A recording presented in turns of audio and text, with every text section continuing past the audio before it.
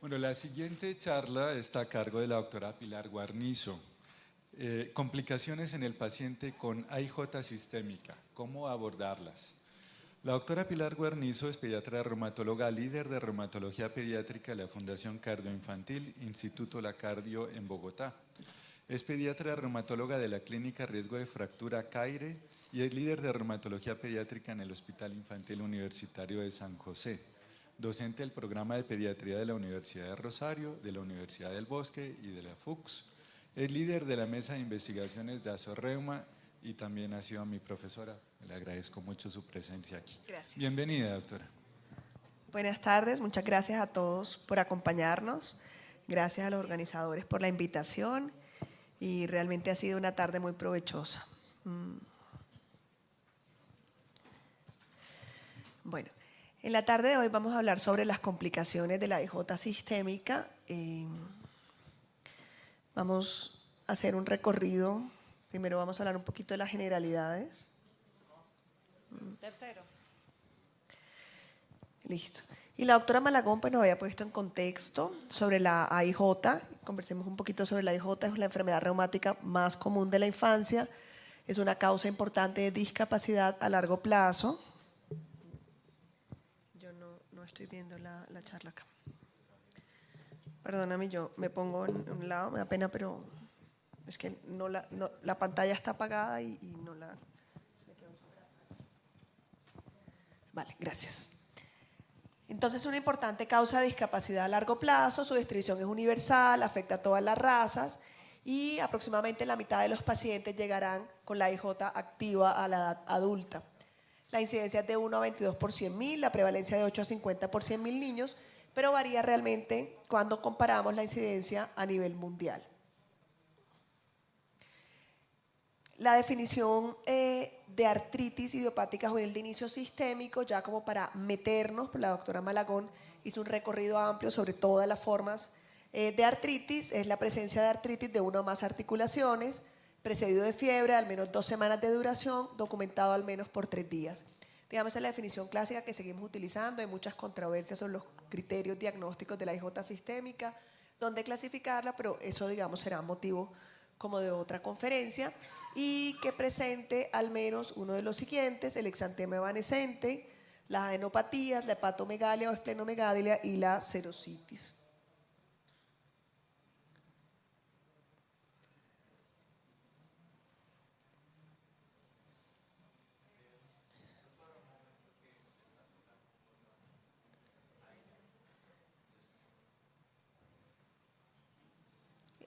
¿Sí? Y el señalador no funciona. ¿Este? Mira. Ah. Listo. Es diminuto. Bueno, de pronto si podemos conseguir otro para el futuro cercano, sería súper. Listo. Entonces, las AIJ sistémicas representan solamente el 10% de todas las formas de artritis idiopática juvenil. Su incidencia es variable, de 0.4 a 0.9 por cada 100.000. Suele aparecer en niños a temprana edad, usualmente antes de los 6 años, y al inicio predominan los síntomas extraarticulares, lo que hace difícil su diagnóstico. La artritis puede aparecer al tiempo o años más tarde.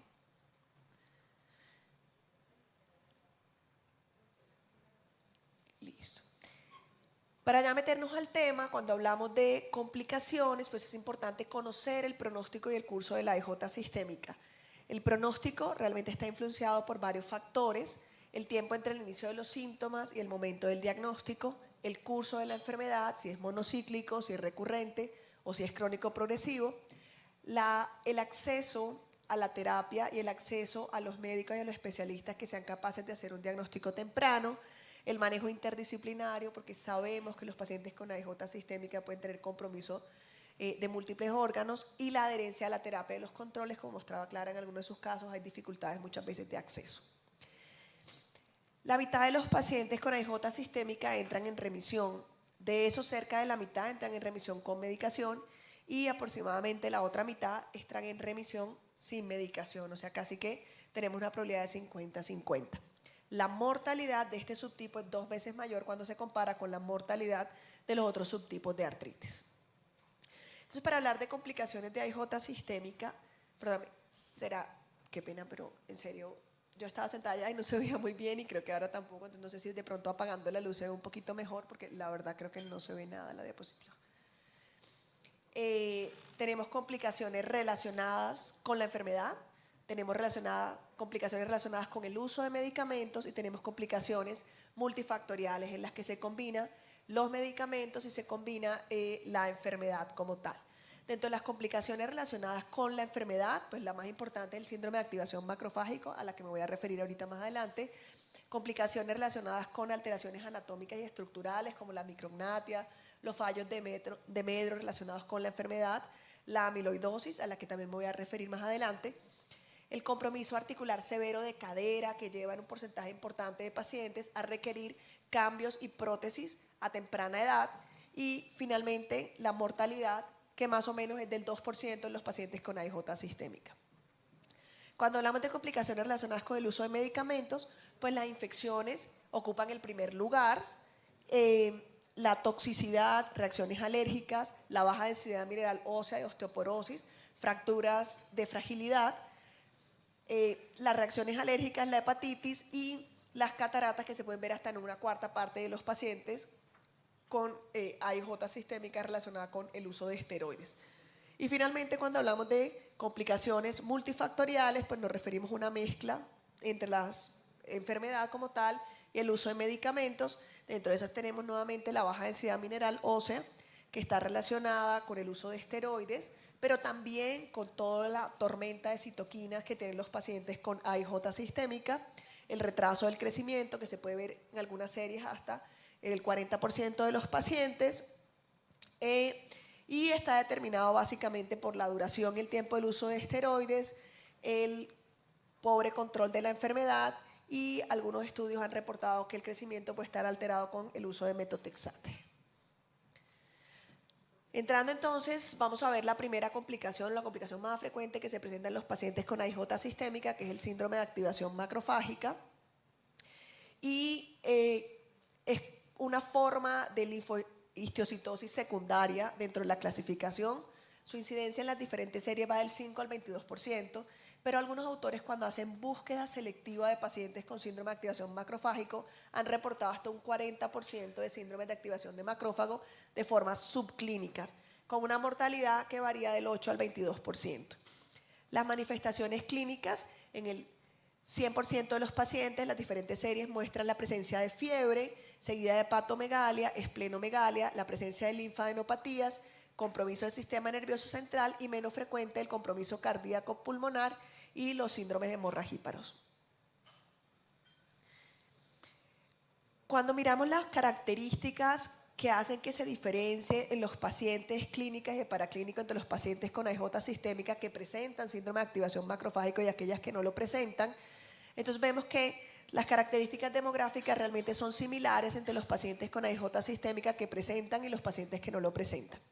Pero cuando vemos las características clínicas, observamos que los pacientes con AIJ sistémica sin activación macrofágica tienden a tener más poliartritis, mientras que los pacientes que tienen activación macrofágica tienden a tener más hepatoesplenomegalia y la presencia de linfadenopatías. Finalmente, las manifestaciones hemorrágicas son mucho más frecuentes en los pacientes con AIJ sistémica que presentan síndrome de activación macrofágica. ¿Qué es lo que ocurre en estos pacientes? Estos pacientes tienen aparentemente una predisposición genética y hay una sobreproducción de citoquinas de IL-6 y IL-18, y esa tormenta de citoquinas lleva en los pacientes genéticamente predispuestos a una disfunción de las células NK, que finalmente van a llevar a una alteración del sistema inmunológico y que van a llevar a una estimulación de las células T CD8, que van a aumentar la producción de interferón gamma, y por otro lado vamos a tener una alteración en la interleuquina 10 con una disminución en la producción, con lo que deja de existir un down regulation, y lo que al final vemos es una sobreestimulación de macrófagos que va a llevar nuevamente a mayor producción de interleuquina 6, interleuquina 18, TNF-alfa e interferón gamma. Cada una de estas citoquinas se ha asociado a un espectro clínico y la caracterización, digamos, de los pacientes está relacionada con el espectro clínico. Pero en términos generales, casi que todas las citoquinas proinflamatorias, como interferón gamma, TNF, interleuquina 1, beta, interleuquina 6, se asocian con fiebre, citopenia y hemofagocitosis. Y la interleuquina 18 se asocia de manera importante con la difusión de las células NK. Para hacer diagnóstico de síndrome de activación macrofágica, no se utilizan los mismos criterios que se utilizan para hacer diagnóstico de linfocitosis primaria. ¿Por qué? Porque estos pacientes, digamos, tienen unas características especiales. Por ejemplo, los pacientes con AIJ sistémica cursan con trombocitosis. Si esperamos a que tengan una trombocitopenia marcada, pues probablemente ya va a ser muy tarde. Por eso se plantearon en el 2016 unos criterios específicos para este grupo de pacientes que incluyen la presencia de fiebre persistente más una ferritina mayor de 684 nanogramos por decilitro y al menos dos de los siguientes: que haya un recuento plaquetario menor de 181.000, que haya una AST mayor de 48, unos triglicéridos mayores de 156 y un fibrinógeno menor de 360. Fíjense que los puntos de corte, digamos, son mucho más bajos, teniendo en cuenta que estos pacientes probablemente estarán modulados o que la respuesta inflamatoria hace que usualmente estén altos y eso hace que el descenso, digamos, sea un poco más tardío. También se ha trabajado mucho hoy en día sobre el tema de biomarcadores. Los dos biomarcadores, digamos, que con más fuerza están tomando es la interleuquina 18 sérica, libre, no unida, y la neopterina, que es una proteína producida por los macrófagos cuando son estimulados por el interferón gamma, teniendo en cuenta la fisiopatogenia. Desafortunadamente, digamos, nosotros no tenemos ninguno de los dos de rutina en la medición de la práctica diaria. Para el tratamiento del síndrome de activación macrofágica, pues contamos con los esteroides, son nuestra primera mano. Se recomienda la metilprednisolona en bolos de 30 miligramos por kilo día, 3 a 5 días dependiendo del paciente, pero también algunas guías recomiendan el uso de dexametasona, 2.5 a 5 miligramos cada 12 horas. La ciclosporina se plantea como el primer inmunosupresor en el tratamiento de los pacientes con síndrome de activación macrofágica y se han planteado otras opciones.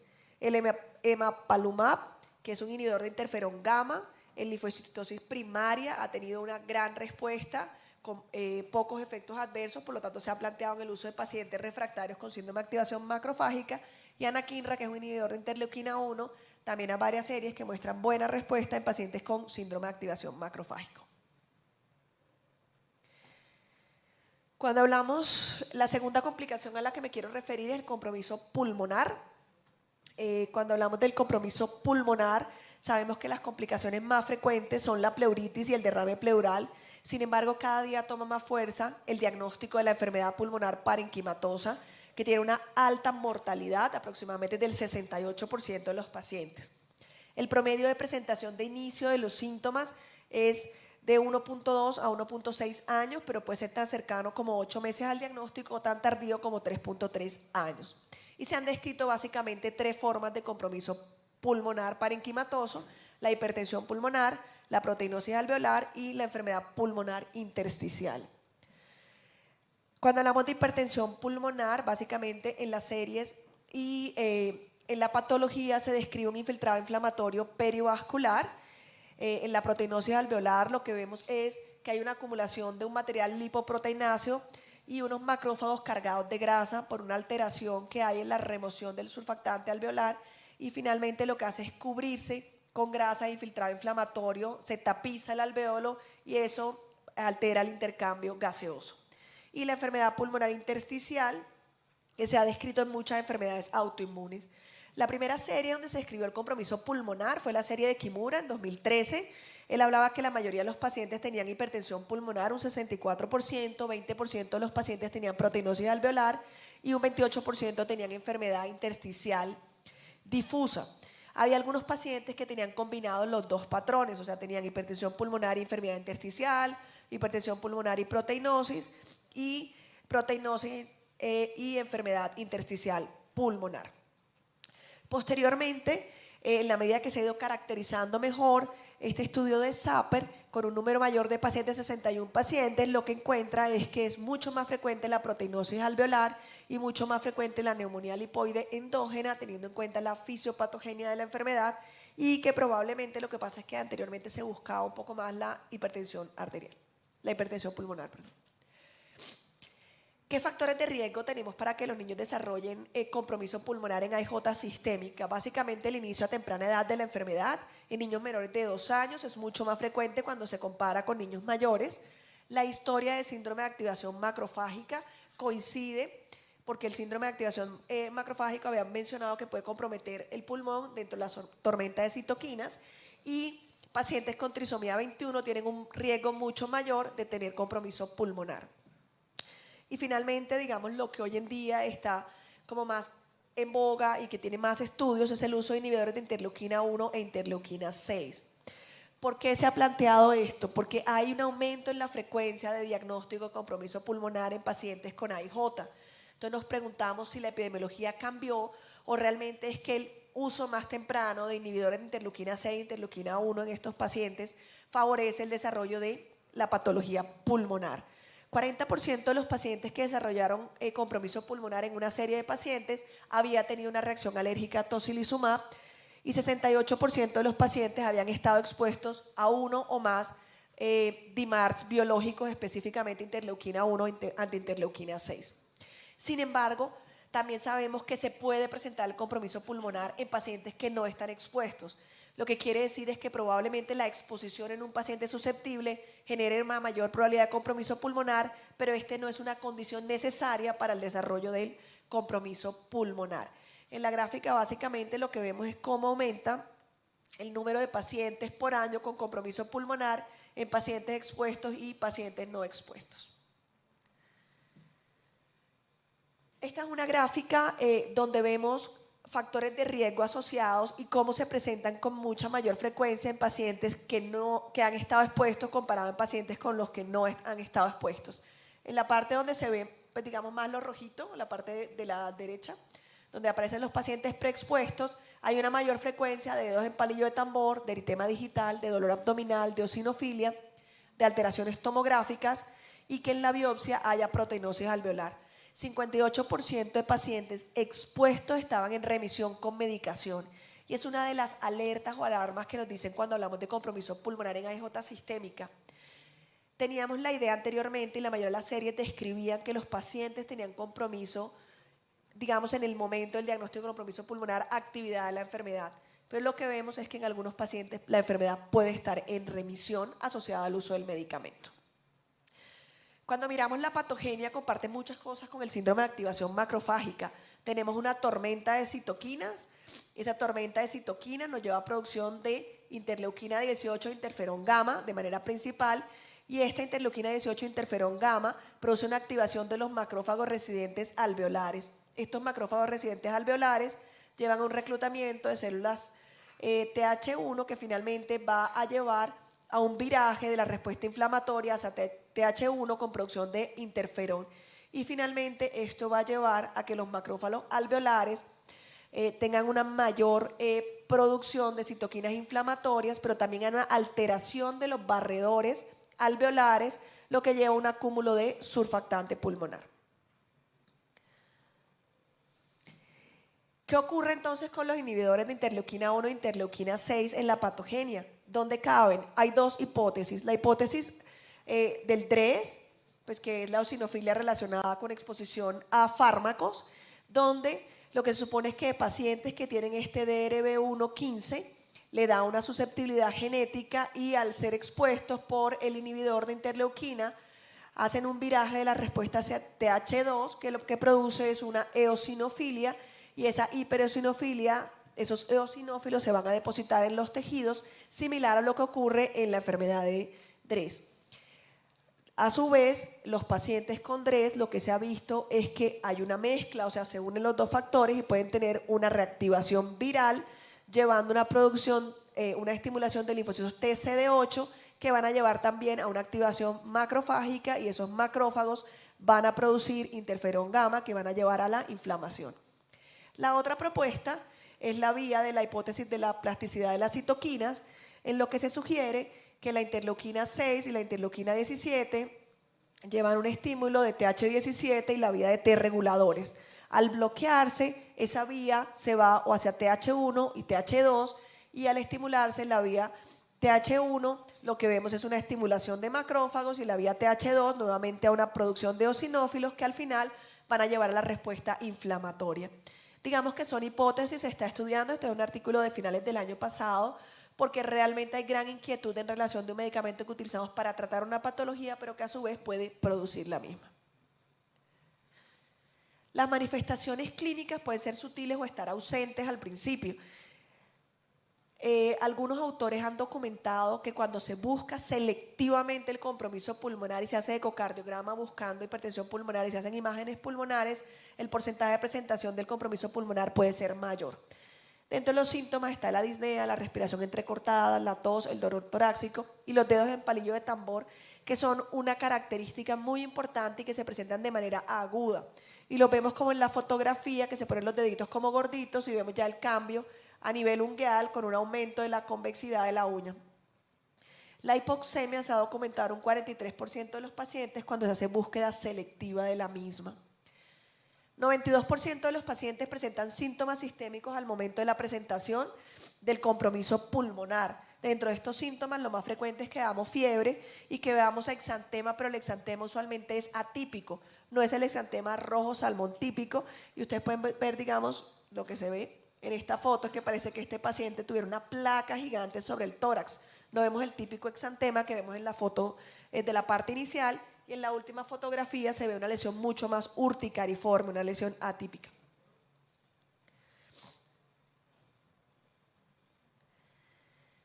En los exámenes de laboratorio hay dos marcadores básicos en el hemograma que nos deben hacer pensar en compromiso pulmonar: la linfopenia y la eosinofilia. La linfopenia se presenta en los pacientes con AIJ sistémica que van a hacer compromiso pulmonar un año antes de que se presente cuando se han revisado las series, y se profundiza 6 meses antes de presentar el compromiso pulmonar. La hiperferritinemia también se puede presentar previamente, y lo que vemos en esta gráfica es que los pacientes al principio del diagnóstico, donde empieza el puntico de la gráfica, lo que vemos es que en este punto los niveles de ferritina son iguales, pero luego al punto final, que es donde se presenta el compromiso pulmonar, lo que vemos es que los pacientes que hacen compromiso pulmonar tienen niveles mucho más altos en el tiempo y se mantienen a pesar de los síntomas clínicos cuando se comparan con los pacientes que no presentan compromiso pulmonar. Dentro de las imágenes pues tenemos el electrocardiograma, que se ve alterado en el 40% de los pacientes. La radiografía de tórax se puede ver alterada en unas 3/4 partes de los pacientes, así como el ecocardiograma, pero definitivamente el estudio que más información nos brinda es la tomografía de tórax, que se puede ver alterada hasta en un 90% de los pacientes. 100% de los pacientes que tienen compromiso pulmonar tienen pruebas de función pulmonar alterada, y en la biopsia el 92% de los pacientes, siendo lo más frecuente, como les había dicho, en la medida que se ha evaluado más, la proteinosis alveolar, la histología más frecuente.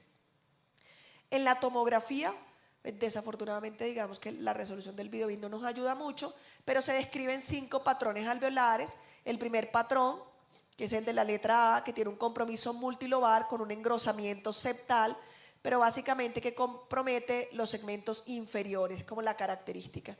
El segundo patrón descrito es el patrón de empedrado, desordenado o crazy paving, que en estos pacientes lo que hay es un engrosamiento de los tabiques lobulillares y una alteración con el llenado alveolar. El tercer patrón es el de consolidaciones periféricas. El cuarto patrón, que es el de la letra D, donde vemos consolidaciones peribroncovasculares, fíjense que es mucho más central. Y el quinto patrón es el patrón de vidrio esmerilado clásico.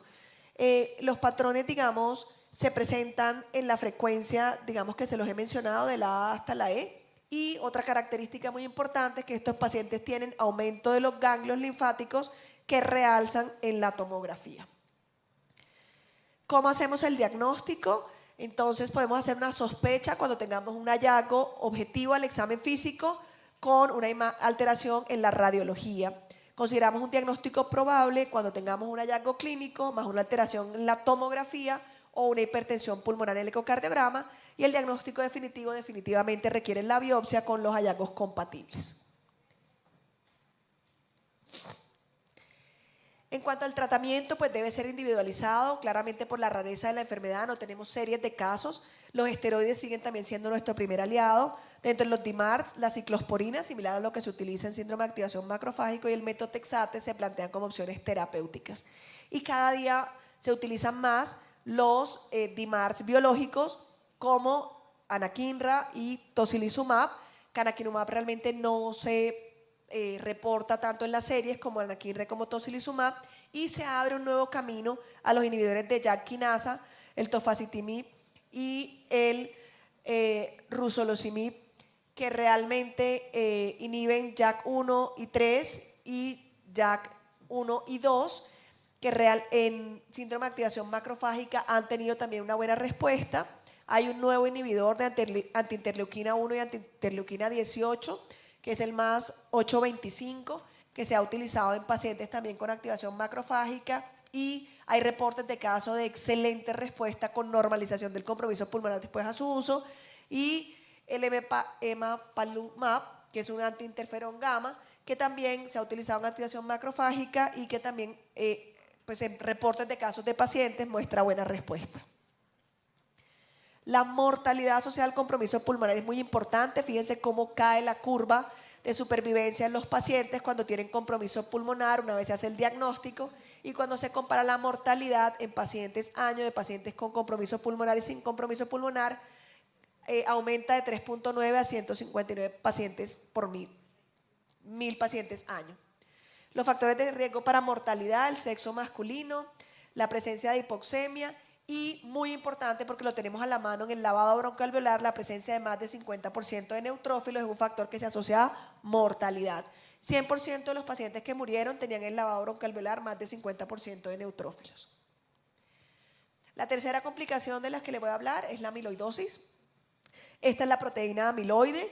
Aquí está en su forma plegada, en la forma desplegada de cómo se depositan luego las fibrillas. La amiloidosis realmente es una enfermedad rara. En población de pacientes con amiloidosis, cuando vemos todos los pacientes con amiloidosis, 9% de los pacientes tienen compromiso explicado por AIJ, pero cuando vemos la población de pacientes de AIJ sistémica, solamente 1 a 2.5% de los pacientes presentan amiloidosis. La presencia de amiloidosis claramente se asocia a aumento de la mortalidad, el inicio de los síntomas de la enfermedad, el tiempo de inicio de la amiloidosis desde el inicio de la enfermedad puede ser tan corto como 2 años, tan largo como 16 años. Todos los casos de pacientes reportados con amiloidosis fueron refractarios al manejo convencional, y todos los pacientes estaban activos al momento del diagnóstico de la amiloidosis. ¿En qué pacientes debemos sospechar amiloidosis? Cuando hay un empeoramiento fuera de lo usual de su enfermedad de base, la presencia de dolor abdominal persistente sin causa clara, pacientes con alteración en la motilidad intestinal y pacientes con hepatoesplenomegalia persistente. En el laboratorio, ¿qué vamos a ver? Anemia persistente, elevación de reagrantes de fase aguda, hipergamaglobulinemia, hipoalbuminemia, y una de las características que tiene el 100% de los pacientes documentados en las series es que tienen proteinuria nefrótica. Para la monitorización de la actividad de la enfermedad se ha utilizado el amiloide A sérico, la proteína C reactiva y la dosificación de niveles de interleuquina 6. El diagnóstico se realiza documentando los depósitos de amiloide. En la histología se pueden utilizar tejidos como la mucosa rectal o las encías, que son de fácil acceso. Sin embargo, se prefiere, a pesar del riesgo, la biopsia renal, a menos en un paciente que esté contraindicado o tenga una coagulopatía o tenga una contraindicación para tomar la biopsia renal. Si se puede tomar la biopsia renal, se prefiere tomar la biopsia renal. Y hay otra manera de hacer el diagnóstico de la que nosotros no disponemos en este momento, que es a través de medicina nuclear, marcando radionúclidos con amiloide P, y eso marca los sitios donde haya depósitos de amiloide A.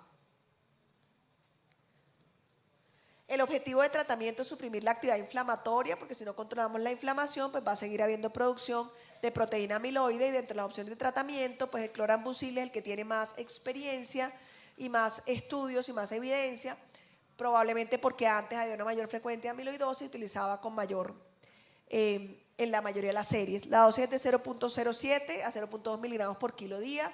Los efectos adversos son la mielosupresión, que es muy importante, la infertilidad y la malignidad. Por lo tanto, se han planteado otros medicamentos como la ciclofosfamida, nuevamente los inhibidores de interleuquina 6 como el tocilizumab y los inhibidores de interleuquina 1. Bueno, esta es una tabla que realmente no se ve mayor cosa, pero es un metaanálisis de los casos que hay reportados de amiloidosis y fíjense que el 100% tienen compromiso renal y en la última columna pues lo que se veía era el compromiso y la respuesta que tienen a tocilizumab. En esta serie de casos se plantea que la respuesta al uso de tocilizumab realmente es favorable. Y el último compromiso es el compromiso cardíaco.